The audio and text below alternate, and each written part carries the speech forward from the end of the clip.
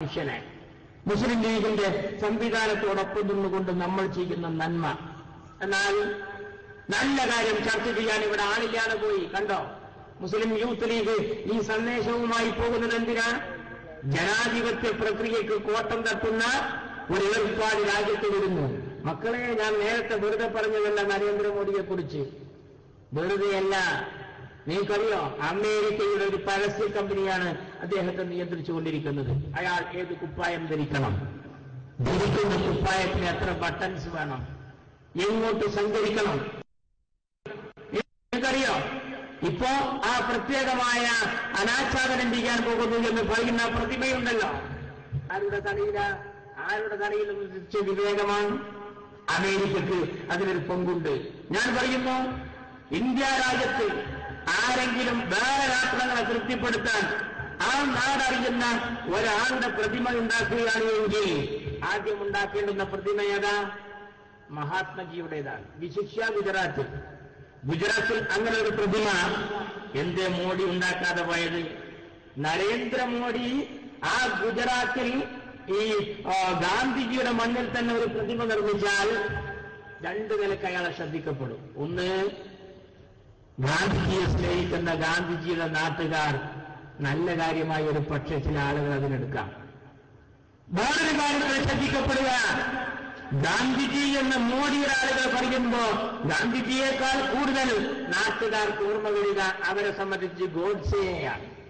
ഗോഡ്സെയെ കുറിച്ച് വിശാരത്ത് വന്നാൽ അത് അവനാണ് ദോഷം വരും എന്നുള്ളത് കൊണ്ട് തന്നെ ഇന്ത്യയുടെ രാഷ്ട്രപിതാവിനെ, ഗുജറാത്തുകാരനായ മഹാത്മജിയെ ഓരോ ലോകരാഷ്ട്രങ്ങളും ശ്രദ്ധിച്ച ഓരോ നാണയത്തൊട്ടിലും ചിത്രമുള്ള ഗാന്ധിജിയുടെ ഫോട്ടോ വെക്കാൻ, പ്രതിമ വെക്കാൻ എന്തേ നരേന്ദ്രമോദി തയ്യാറാകാതെ പോയത്? ഇതിന്റെ പിന്നിലൊക്കെ ബിജെപിക്ക് അമേരിക്കയുടെ സഹായമുണ്ട് എന്ന് നമ്മൾ പറഞ്ഞാൽ വിശ്വസിക്കില്ല.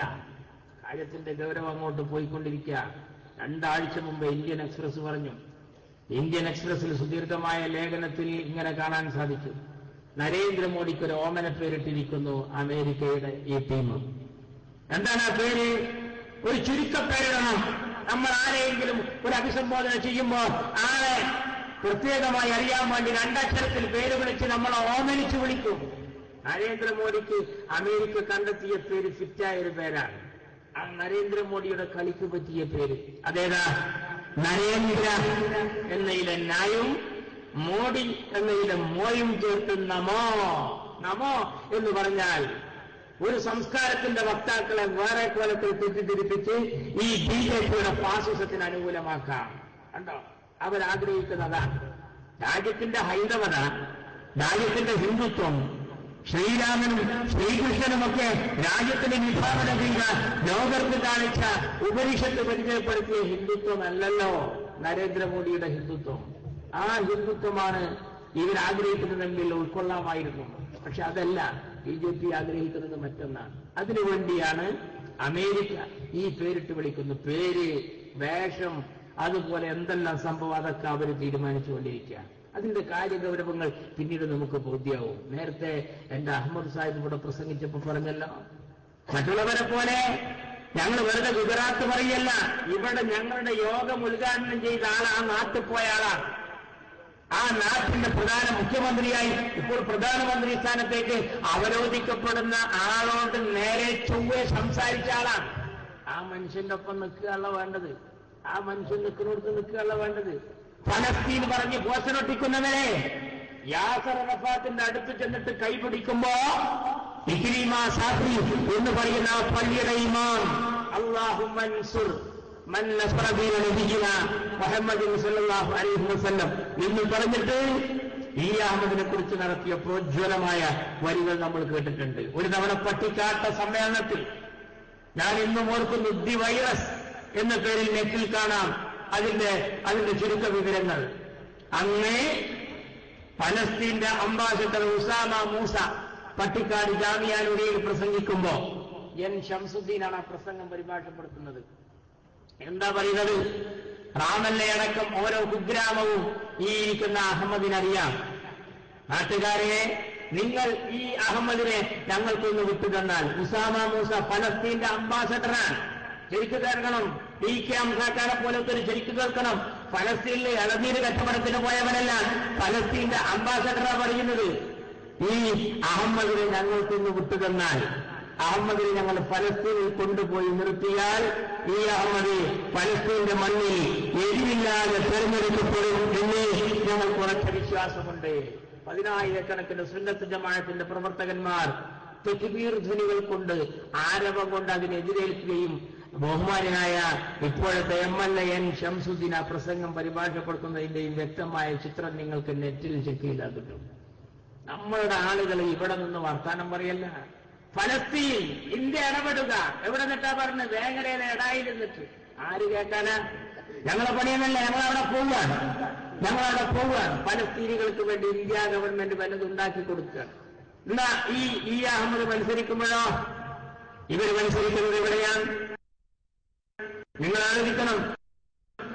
സുരേന്ദ്രന്റെ പാർട്ടിയുടെ ചെയ്തിക്കെതിരെ ഞങ്ങളിതാ സംഘടിച്ചിരിക്കുന്നു എന്ന് പറയുന്നത് വേങ്ങരയിലാണ്. വ്യത്യാസം വളരെ വലുതാണ്. നിങ്ങൾ ഞങ്ങളെ കണ്ടു പഠിക്കണം. ഞങ്ങളുടെ നന്മ ഏതെല്ലാം ഭാഗത്തേക്കാണ്? എല്ലാ മനുഷ്യർക്കും, പറവകൾക്ക് വെള്ളം കൊടുത്ത MSFന്റെ അനുയായികളാണ് ഞങ്ങൾ. പറവകൾക്ക് വെള്ളം കൊടുത്ത MSF. എന്നാൽ ഞങ്ങളുടെ തളിപ്പറമ്പ് മണ്ഡലം MSFന്റെ ഖജാൻജിക്ക് മരിക്കാൻ നേരത്ത് വെള്ളം കൊടുക്കാത്തവരുണ്ടോ? അവരെ പറ്റി എന്താ ചർച്ച ചെയ്യാത്തത്? തിരുവഞ്ചൂരിനെ പൊരിക്കാൻ നിൽക്കട്ടെ, തിരുവഞ്ചൂരിനേക്കാൾ ചാനൽ ചർച്ച ചെയ്യേണ്ട ഒരു കാര്യമുണ്ട്. അതെന്താ? കൊടി സുനി, അണ്ണൻ സുജിത്ത്, കിർമാണി മനോജ് എന്ന ഈ നാട് വിറപ്പിച്ച ഭീകരന്മാർ ജയിലിൽ നിന്നും പോസ്റ്റ് ചെയ്തെടുത്ത ചിത്രങ്ങളും ഫേസ്ബുക്കിലേക്ക് കയറ്റിയ എൻട്രികളുമെല്ലാം ആരുമായി ബന്ധപ്പെട്ടതാ? കുഞ്ഞാപ്പാക്ക് അഭിവാദ്യമില്ല, ആറ്റപ്പൂത്തങ്ങൾക്ക് അഭിവാദ്യമില്ല, പിണറായി വിജയന് അഭിവാദ്യം, പ്ലീനത്തിന് അഭിവാദ്യം, പാർട്ടി കോൺഗ്രസിന് അഭിവാദ്യം, DYFIക്ക് അഭിവാദ്യം. എന്തേ ചാനലുകാർ ചർച്ച ചെയ്യാതെ പോയി? ഇവരാരുമായ ബന്ധമെന്ന് ഇല്ലല്ലോ. നിങ്ങൾ കണ്ടില്ലേ എന്താണ് ആ ചിത്രങ്ങളൊക്കെ? നല്ല കൂളിംഗ് ഗ്ലാസ് വെച്ച്, നല്ല ടീഷർട്ട് ഇട്ട്, നല്ല ബർമൂടൊക്കെ ഇട്ട്, ഇയർഫോണൊക്കെ ഇട്ട്, പാട്ടൊക്കെ കേട്ടിട്ട് വലിയിരുന്നാക്ക് അബുദാബിയിലെ റൂബി കേൾക്കാന്ന് തോന്നിപ്പോവും. സാധുക്കൾ ഇങ്ങനെ ഒന്നിന്റെ മേലെ ഒന്ന് കിടന്നിട്ട് അല്ലേ ദുബായിലാന്നൊക്കെ തോന്നിപ്പോവും. അവിടുത്തെ മറ്റുള്ളവരൊക്കെ വിളിച്ചിട്ട് പറയാ, നിങ്ങൾ അവിടെ കുറവാ, എല്ലാം കിട്ടുന്നുണ്ട്. ഒരു അറബി ഉണ്ടായില്ല എന്നുള്ളൊരു കുറവുണ്ടായിട്ട് ആ ഫായിസ് അറബി വന്നതോടുകൂടി അതും കിട്ടി. പിന്നെ നാടിന്റെ സമാധാനം കെടുത്തുന്ന ഭീകരന്മാർ ആരുമായ ബന്ധം? ഇത് പാണ്ടിക്കടവത്ത് കുഞ്ഞാപ്പാക്കായിരുന്നു ഈ ഫേസ്ബുക്കിലെ എൻട്രിയെങ്കിൽ ഇവിടെ ഭൂമി കുലുക്കം തൊട്ടിക്കുമാർ മുദ്രാവാക്യം ഉണ്ടാകുമായിരുന്നു. ഏതെങ്കിലും കുറ്റവാളിയെ പിടിച്ചാൽ ഏതെങ്കിലും വിധത്തിൽ ഈ അഹമ്മദുമായി ബന്ധം എന്ന് പറയാൻ ദൃശ്യമാധ്യമങ്ങൾക്ക്, ഞങ്ങളുടെ രാഷ്ട്രീയ എതിരാളികൾക്കൊക്കെ 1000 നാമാണ്. ചാനലുകാരുടെ മൈക്ക് കാണുമ്പോൾ നാക്കിന് നീളം കൂടുന്ന ചില രാഷ്ട്രീയ പ്രമാണിമാരുണ്ട് കേരളത്തിൽ. അവരെന്ത് ഇത് ചർച്ച ചെയ്യാതെ പോയത്? ഇതൊന്നും ചർച്ച ചെയ്യാതെ പറയാം മൗലൂദ് സദസ്സിൽ പങ്കെടുത്തത്, അല്ലെങ്കിൽ പറയാം മതപരമായ ചിഹ്നം ഉപയോഗിക്കുന്നത്. മതപരമായ ചിഹ്നം ഉപയോഗിച്ചതിന്റെ പേരിൽ പാർട്ടി ഇത്ര വിരുദ്ധരാണ് എങ്കിൽ, വിരോധമുണ്ട് എങ്കിൽ, TP ചന്ദ്രശേഖരനെ കൊല്ലാൻ കൊണ്ടുപോയ കാറിൽ മാഷാ അല്ലാഹ് എന്ന സ്റ്റിക്കർ ഒട്ടിച്ചതിനെ കുറിച്ച് എന്തു പറയുന്നു? ദിക്റ് സ്വലാത്ത് മജ്‌ലിസുകളിൽ ഹാജരാകുന്നതിനെതിരെ പ്രീനത്തിൽ ചർച്ച ചെയ്യുന്ന പാർട്ടി സ്വലാത്തിന്റെ മജ്‌ലിസിൽ വന്ന അച്യുതാനന്ദന്റെ പേരിൽ എന്ത് നടപടി സ്വീകരിക്കുന്നു? പാർട്ടിക്കാർ ഭാഗമാക്കാകരുത് എന്ന് പറയുന്ന പാർട്ടി വെട്ടത്ത് പുതിയങ്ങാടി നേർച്ച ജാറം കമ്മിറ്റിയിൽ നിന്ന് തട്ടിയെടുത്ത് വൈക്കം വിശ്വനെ കൊണ്ട് ഉദ്ഘാടനം ചെയ്യിച്ച അന്നത്തെ തിരൂർ മണ്ഡലം MLA അബ്ദുള്ളക്കുട്ടിയുടെ കാര്യത്തിൽ എന്ത് നിലപാട് സ്വീകരിക്കുന്നു? ഞങ്ങൾക്കറിയാൻ താല്പര്യമുണ്ട്. എന്റെ പ്രിയങ്കരനായ പഴയ സുഹൃത്ത് KT ജലീൽ, ആ സാധുവിനതൊന്നും ബാധകല്ല. നാളെ ഞാൻ കണ്ടപ്പോ ചോദിച്ചത് നിനക്ക് ബാധകല്ലേ? എനിക്കത് ബാധകല്ല, അവനക്കത് ദ്രാവകാത്ര. എന്താ നിനക്ക് മനസ്സിലാകുന്നത്? ഞാൻ ചോദിക്കുകയാണ്, എന്താ? നിങ്ങളൊന്നും ആലോചിച്ച് നോക്കൂ. മാർക്സിസ്റ്റ് പാർട്ടി കമ്മ്യൂണിസത്തിനെതിരെ രൂക്ഷമായി പടപൊരുതിയിരുന്നൊരു മനുഷ്യൻ അപ്പുറത്ത് പോയിട്ട് പറഞ്ഞു, ഇതൊന്നല്ല, മാർക്സിസ്റ്റ് പാർട്ടി മുസ്ലിങ്ങൾക്ക് ഗുണമുള്ള പാർട്ടിയാണ്. മാർക്സിസ്റ്റ് പാർട്ടി എന്തെങ്കിലുമൊക്കെ സമുദായത്തിന് ചെയ്യുന്നത് അവരാണ് എന്ന് നടന്ന് ഉളുപ്പില്ലാതെ പറയാണ്. ഓനയിൽ ചേർന്നത് യഥാർത്ഥത്തിൽ പാത്തുമൂൻ അറബിനെ കൊണ്ട് കെട്ടിച്ച പോലെ. പാത്തുമൂനുണ്ടായി അറബിനെ കൊണ്ട് കെട്ടിക്കുക. ഒരു കൊല്ലത്തേക്ക് പാത്തുമ്പ് നാട്ടിൽ വന്നപ്പോ അയൽവാസികൾ ഒത്തുകൂടിയിട്ട് ചോദിച്ചത്രേ, എന്താ പാട്? മുപ്പത്തിന് പറഞ്ഞാൽ വർത്താനൊക്കെ ഒരു ചെറിയ വ്യത്യാസമുള്ളൂ, ചീറിയും കളിയൊക്കെ പിടുത്തമായി തന്നെയാണെന്നാ പറഞ്ഞത്. എന്ന മാതിരി ആ സാധുവോടെ പോയിട്ടുണ്ട് വന്നിട്ട് പറഞ്ഞു അതിൽ വലിയ കുഴപ്പമൊന്നുമില്ല, അത് സമുദായത്തിന് ഗുണമാണ്, അത് സമുദായത്തിന് പ്രത്യേകിച്ച് ദോഷമൊന്നുമില്ല. ഞാൻ ചോദിക്കട്ടെ, എന്താ കമ്മ്യൂണിസ്റ്റ് പാർട്ടി ഇവിടെ നടത്തിക്കൊണ്ടിരിക്കുന്നത്? ന്യൂനപക്ഷങ്ങളുടെ ആളായി ഒരു ഭാഗത്ത് അഭിനയിക്കുക. മലാലയുടെ ചിത്രം, മലാലായ നിങ്ങളെ മരോളോ ഫാസിസ്റ്റ് പാർട്ടി പറയണം, അറഫാത്താരാ നിങ്ങളെ അമ്മോഷനോ? സദ്ദാം എന്നു മുതലാണ് നിങ്ങൾക്ക് സഹോദരനായത്? സദ്ദാം മരിച്ചപ്പോൾ ഒരു ബലിപെരുന്നാളിന് നമ്മളൊക്കെ കണ്ണീര് കുഴിച്ചപ്പോ സദ്ദാമിന്റെ മരണത്തിൽ സന്തോഷിച്ച ഒരേ ഒരു നാടേ ഉള്ളൂ നമ്മുടെ നാട്ടിൽ, ലോകത്ത്. ഇറാഖിലെ കമ്മ്യൂണിസ്റ്റ് പാർട്ടി ആഹ്ലാദം നൃത്തം ചവിട്ടിട്ട് കൊടിയും പിടിച്ചിട്ട് വരുന്ന ഒരു രംഗണ്ട്. സദ്ദാമിന്റെ ആ പഴയകാലത്തെ ചിത്രം ടിവിയിൽ എങ്ങാനും കാണാൻ ഭാഗ്യം കിട്ടിയാൽ നിങ്ങളൊന്ന് ശ്രദ്ധിച്ചു നോക്കണം. ഇറാഖിലെ കമ്മ്യൂണിസ്റ്റ് പാർട്ടി മാത്രമാണ് ലോകത്തെ ആഹ്ലാദിച്ചത്.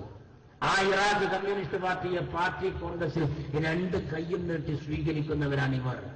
അപ്പൊ ഒരു ഭാഗത്ത് മുസ്ലിങ്ങളുടെ ആളാണെന്ന് പറയുക, മറുഭാഗത്ത് ന്യൂനപക്ഷത്തിന്റെ പേര് പറയരുത്, അടയാളം ഉപയോഗിക്കരുത്, മാലമൂലികളിൽ പങ്കെടുക്കരുത്, ഉറൂസിൽ പങ്കെടുക്കരുത്, മതപരമായ സംഘടനകളിൽ ആളാകരുത് എന്ന് കൊടിയേരിയെ കൊണ്ട് പ്ലീനത്തിൽ പറയിപ്പിക്കുക. ഇത് എല്ലാവർക്കും ഒരു പാഠമാകേണ്ടതുണ്ട്.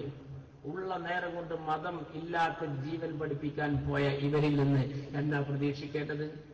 മാഞ്ഞോ നമ്മുടെ നാട്ടിലെ ഇപ്പോഴുണ്ട് പിന്നെ ഫ്ലക്സ് ബോർഡുകൾ, ആ പോസ്റ്ററുകൾ. എന്താ? ഞങ്ങൾക്ക് മതമുണ്ട്, മതഭ്രാന്തില്ല. പിന്നെ ഏതാണ് നിങ്ങളെ മതം? ആനയുടെ മതം. ആനയ്ക്ക് മതം പൊട്ടിയാൽ എന്തൊക്കെ ഉണ്ടാവുമോ ആ മതമാണോ നിങ്ങൾ കാണിക്കുന്നത്? അതുകൊണ്ടല്ലേ നെയ്യത്തില്ല, ഒരു ലക്ഷ്യമില്ല.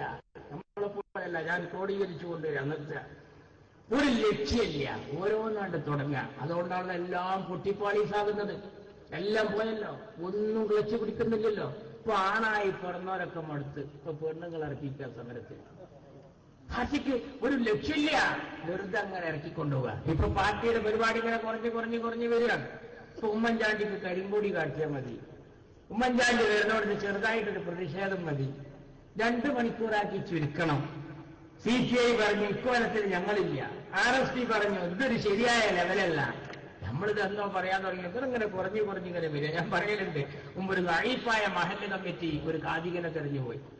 കഥാപ്രസംഗം അവതരിപ്പിക്കുന്ന അയാളോട് ചോദിച്ചു, കഥ അവതരിപ്പിക്കാൻ എത്ര രൂപ വരും? ഞങ്ങൾക്ക് കുറച്ച് വരുമാനമൊക്കെ ഉണ്ടാക്കണം.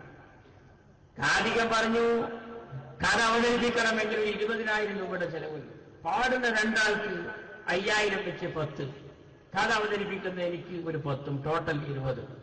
പോയവർ പറഞ്ഞത് കുറച്ചുകൂടെ കുറക്കാൻ പറ്റില്ലായിരുന്നു. കാരണം എന്താ? കഥ വലിയ കഥയാണ്. എന്താ കഥ? അവസാന നാളിനെ കുറിച്ചുള്ള കഥയാണ്. അതിനെന്താ അത്ര ചെലവ്? ഒന്നുമല്ല, ഇത് ദജ്ജാലിനെ കൊല്ലാനുള്ളത് ഭയങ്കര ചെലവാണ്. അപ്പൊ പറഞ്ഞ അതൊന്നും പറ്റില്ല, ദജ്ജാലിനെ കൊല്ലാതെ എന്നിട്ട് ഖിയാമത്ത് നാളാണോ? അപ്പൊ പോയവർ പറയുന്നത് എന്താ? പോയവർ പറഞ്ഞത് ദജ്ജാലിനെ കൊല്ലണം നിങ്ങൾക്ക് അങ്ങനെ നിർബന്ധമുണ്ടോ? അത് നിർബന്ധം. എന്നാൽ ഞങ്ങളെ മഹലിൽ നിന്ന് കൊല്ലണ്ട, അപ്പുറത്തെ മഹലിൽ നിന്ന് കൊല്ലണം. അങ്ങനെയൊക്കെ കഥാണ്ട് ചുരുങ്ങുകയാണ്. എന്ന പോലെ ഈ സാധുക്കൾ ഇനി ഉമ്മൻചാണ്ടിയുടെ തുടരില്ല, ഉമ്മൻചാണ്ടിക്ക് കരിങ്കോടി, ഉമ്മൻചാണ്ടിയുടെ മുട്ടൊന്നിടൊന്ന് കൂക്കി വിളിച്ചാൽ മതി. ഞാൻ ചോദിക്കട്ടെ, എന്ത് പറ്റിപ്പോയി? നിങ്ങൾ കണ്ടോ? സച്ചാർ കമ്മിറ്റിയുടെ വെളിച്ചം കണ്ട രേഖകൾ വരെ ഇല്ല. നാടൊട്ടുക്കും പരിശോധന നടത്തി ഉണ്ടാക്കിയതാണ് മക്കളെ ആ സച്ചാർ സമിതിയുടെ റിപ്പോർട്ട്. ആ റിപ്പോർട്ടിൽ ബംഗാളിന്റെ കഷ്ടകാലം പറയുന്നുണ്ട്, ആസാമിയുടെ ധീനരോധന പറയുന്നുണ്ട്, അതുപോലെ തന്നെ ഉത്തരേന്ത്യക്കാരന്റെ നെടുവീർപ്പ് പറയുന്നുണ്ട്. അതോടൊപ്പം തന്നെ അല്പെങ്കിലും മെച്ചം, ഒരു ചെറിയൊരു നാഡീ സ്പന്ദനം കിട്ടുന്ന ഒരു നാടിനെ കുറിച്ച് പറയുന്നുണ്ട് സച്ചാർ. അല്പെങ്കിലും മെച്ചം എനിക്ക് കണ്ട ഒരു ആശ്വാസം, ഒരു കണ്ണിന് തെളിയുള്ള ഒരു നിലപാട് ന്യൂനപക്ഷങ്ങൾക്ക് എനിക്ക് കാണാൻ സാധിച്ചത് വിശിഷ്യമായി കേരളത്തിലാണ്. കേരളത്തിൽ അതിന് കാരണം ഞാൻ മുങ്ങിത്തപ്പിയപ്പോൾ ആ മെച്ചത്തിന് കാരണം ഞാൻ കണ്ടെത്തിയത് ഈ പച്ചയാണ് രാജ്യത്ത് നടക്കേണ്ടത് എന്ന് സച്ചാർ പാർട്ടിയുടെ പേരെടുത്തുകൊണ്ട് ആരെങ്കിലും പ്രശംസിച്ചിട്ടുണ്ടെങ്കിൽ മുസ്ലിം ലീഗിനെയാണ്. പൊന്നു മക്കളെ, ഈ പച്ചയുടെ കൊടിയടയാളം ഈ രാജ്യത്തിന് വസന്തം പരത്താൻ, നിലാവ് പരത്താൻ മലപ്പുറം ജില്ലാ മുസ്ലിം യൂത്ത് ലീഗ് നടത്തുന്ന ഈ ഉജ്ജ്വലമായ ലാഭത്തിന് എല്ലാവിധ ആശംസകളും അർപ്പിച്ചുകൊണ്ട് ഞാൻ അവസാനിപ്പിക്കുന്നു. നന്ദി. അസ്സലാമു അലൈക്കും.